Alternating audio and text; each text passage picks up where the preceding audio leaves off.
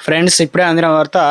హైదరాబాద్ నగర వాసులకు big alert. మార్చి 31 వరకు మాత్రమే గడువు అంటూ లేటెస్ట్ అప్డేట్ అయితే రావడం జరిగిందండి. సో ఆ వివరాలు ఏంటనేది కూడా వీడియోలో తెలుస్తున్నాం.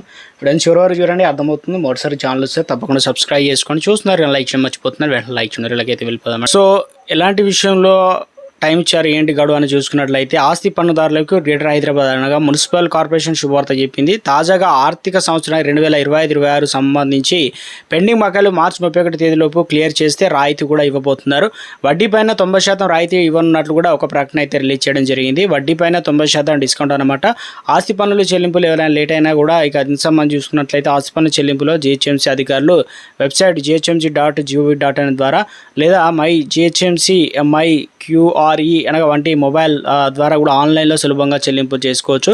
మీ సేవా కేంద్రాలు, సిటిజన్ సర్వీస్ సెంటర్లకు వెళ్ళి కూడా బకాయిలు చెల్లించి ఈ 90% వడ్డీ రాయితీని కూడా పొందవచ్చు అని చెప్పేసి జిహెచ్ఎంసీ అధికారులు అయితే సూచిస్తున్నారు. చాలామంది ఆస్తి పన్నులు క్లియర్ చేయకుండానే ఉంటున్నారు.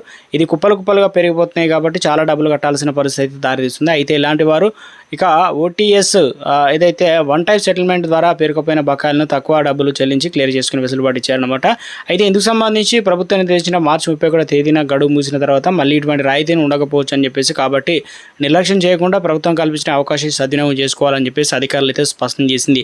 త్వరితగతిన పన్ను కట్టాలని కూడా సూచిస్తున్నారన్నమాట. సకాలంలో పన్నులు చెల్లించడం ద్వారా కూడా నగర ప్రజలు తమ బాధ్యత నెరవేర్చడమే కాకుండా నగర అభివృద్ధిలో భాగస్వామ్యం కావాలని చెప్పేసి విజ్ఞప్తులు అయితే చేయడం జరిగింది.